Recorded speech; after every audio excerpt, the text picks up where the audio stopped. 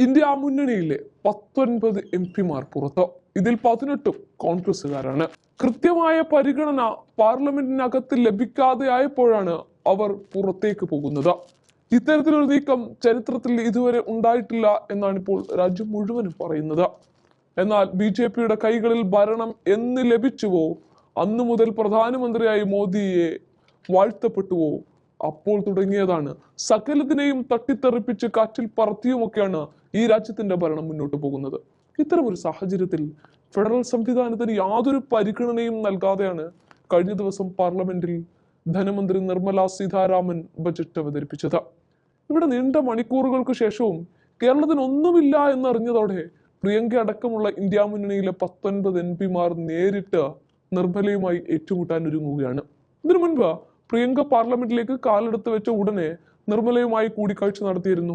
തന്റെ ജനതയ്ക്ക് പറയാനുള്ളത് കേട്ടേ പറ്റൂ എന്ന് തീർപ്പ് കൽപ്പിക്കുകയും ചെയ്തതിന്റെ അടിസ്ഥാനത്തിലാണ് വയനാട് ദുരന്തത്തെ കുറച്ചുകൂടെ ഗൗരവത്തോടെ നിർമ്മല മുഖവിലക്കെടുത്തത്. അതിന് തൊട്ടു പിന്നാലെ രാജ്യത്തിന്റെ ആഭ്യന്തരമന്ത്രിയായ അമിത്ഷായ്ക്ക് മുന്നിലും കസേര വലിച്ചിട്ട് പ്രിയങ്ക ഇരുപ്പുറപ്പിച്ചതാണ്. അപ്പോഴും ഈ 18 MP-മാർ കൂടെ ഉണ്ടായിരുന്നു ഈ പ്രിയങ്കയോടൊപ്പം തന്നെ. അവിടെ കൃത്യമായി പ്രിയങ്ക പറഞ്ഞത് രാഷ്ട്രീയത്തിന് അതീതമായി ഇത്തരം സന്ദർഭങ്ങളിൽ ആഭ്യന്തരമന്ത്രി പെരുമാറണമെന്നായിരുന്നു. തൊട്ടു പിന്നാലെയാണ് വയനാട് ദുരന്തത്തെ അതിതീവ്ര ദുരന്തമായി പ്രഖ്യാപിക്കപ്പെട്ടത്. എന്നാൽ ഇവിടെ കേന്ദ്രത്തിന്റെ ഭാഗത്തു നിന്നും ഒരു 2000 കോടി വയനാടിനായിട്ട് അതിനെ പുനർനിർമ്മിക്കാനായിട്ട് വേണമെന്ന് ആവശ്യപ്പെട്ടിട്ടും വട്ടപൂജ്യമാക്കി കേരളത്തെ മാറ്റുകയാണ് ഉണ്ടായത്. മോദിയുടെ 3ാം ഊഴത്തിലെ ആദ്യ ബജറ്റിലും കേരളത്തിന് ഒന്നും നൽകിയില്ല. അന്നും ബീഹാറിന് വാരിക്കോരി കൊടുത്തു. കൂട്ടത്തിൽ ഭരണം പിടിച്ചു നിർത്താൻ പാകത്തിന് നായിഡുവിനെ സന്തോഷിക്കാൻ ആന്ധ്രയ്ക്കും കൊടുത്തു. അന്ന് സുരേഷ് ഗോപി എന്ന കേന്ദ്രമന്ത്രി പറഞ്ഞത് ഇങ്ങനെയായിരുന്നു, അതായത് അടുത്ത ബജറ്റിൽ എന്ന്. അതിനിടയിൽ ഒരു വലിയ ദുരന്തം നമ്മളെ കവർന്നെടുത്തു. എന്നിട്ട് പോലും മോദി സർക്കാർ അവിടെ ഒന്ന് വന്നിട്ട് അറ്റാ ബൈ ബൈ പറഞ്ഞു പോവുകയല്ലാതെ ബജറ്റിൽ എന്തെങ്കിലും ഒരു രൂപ ഇല്ല കേരളത്തിന്. അതുകൊണ്ട് ഇനി പ്രിയങ്ക ചില കടുത്ത തീരുമാനമെടുത്ത് മുന്നോട്ട് പോകാൻ കേരളത്തിലെ മുഴുവൻ MP-മാരെയും ഒപ്പം കൂട്ടുകയാണ്. തെരഞ്ഞെടുപ്പ് മുന്നിൽ കണ്ട് ബീഹാറിന് വാരിക്കോരി നൽകിയ കേന്ദ്ര ബജറ്റിൽ കേരളത്തിൽ തഴഞ്ഞു എന്ന് തന്നെയാണ് പറയുന്നത്. പ്രതീക്ഷയോടാണ് കേരളം ഇന്നലെ ബജറ്റിന് നോക്കിക്കണ്ടത് എങ്കിലും നിരാശ തന്നെയായിരുന്നു ഫലം. ഉരുൾപൊട്ടലിൽ തകർന്നു വീണ വയനാട് പോലും കേന്ദ്രത്തിന്റെ കണ്ണിൽപ്പെട്ടില്ല.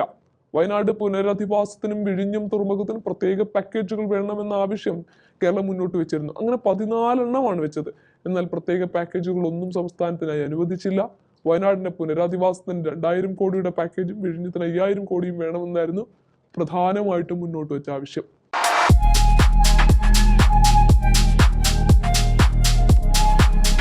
വാഗമൺ സ്പൈസസ് വാഗമണിലെ എല്ലാ ഒറിജിനൽ പ്രോഡക്ട്സും തിരുവനന്തപുരത്ത് ഒരു കുടക്കീഴിൽ ജ്യോതിപുരം ഫുഡ് സേഫ്റ്റി ഓഫീസിന്റെ മുൻവശത്ത് പ്രവർത്തനം ആരംഭിച്ചിരിക്കുന്നു.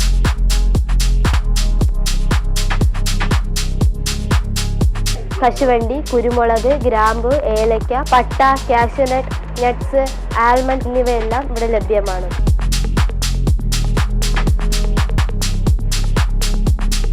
ബന്ധപ്പെടേണ്ട നമ്പർ 7994007599 അല്ലെങ്കിൽ 9656417599.